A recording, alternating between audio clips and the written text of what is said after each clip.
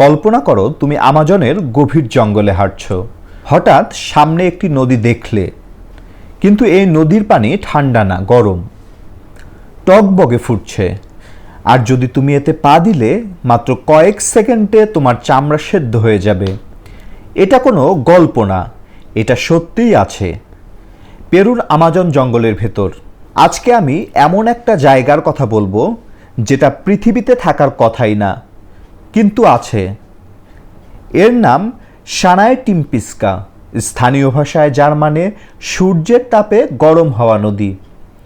তবে আসল রহস্য হলো এই নদীর কাছে কোনো আগ্নেয়গিরি নেই, কোনো লাভা নেই। তাহলে এত গরম কোথা থেকে আসছে? একজন তরুণ ভূতত্ত্ববিদ আন্দোস রুজো, তিনি পেরুর মানুষ। ছোটবেলায় তার দাদা একবার বলেছিলেন আমাজনে একটা নদী আছে যেখানে পানি ফোটে। আন্দ্রেস ভেবেছিলেন এটা রূপকথার গল্প, কিন্তু বড় হয়ে পিএইচডি করতে গিয়ে তিনি সেই নদী খুঁজতে বের হন এবং পেয়েও গেলেন। 6 কিলোমিটার লম্বা, প্রায় 25 মিটার চওড়া, এবং পানির তাপমাত্রা যেখানে থাকে 45 থেকে 90 ডিগ্রি সেলসিয়াস। পানি এতটাই গরম যে একটি ছোট প্রাণী ভুলে পড়ে গেলেও মাত্র কয়েক সেকেন্ডে সেদ্ধ হয়ে যায়। আন্দ্রেস নিজের চোখে দেখেছেন একটি সাপ এই নদীতে পড়ে গিয়েছিলেন। প্রথমে ছটফট করলো, তারপর আর নড়ল না।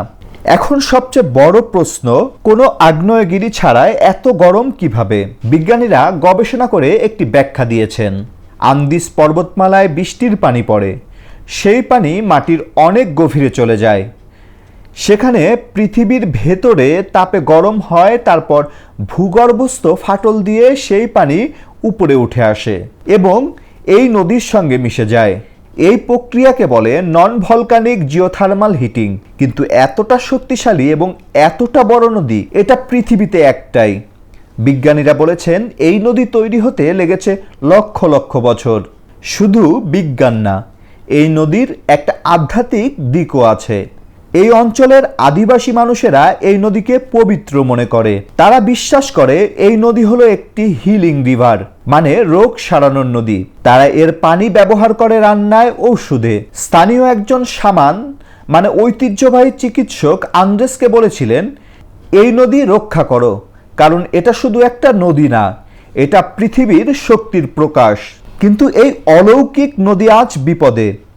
আমাজনের জঙ্গল প্রতিদিন কমছে, মানুষ গাছ কাটছে, খড়ি খুলছে। আন্দেস রুজো এখন এই নদীকে বাঁচানোর কাজ করছেন।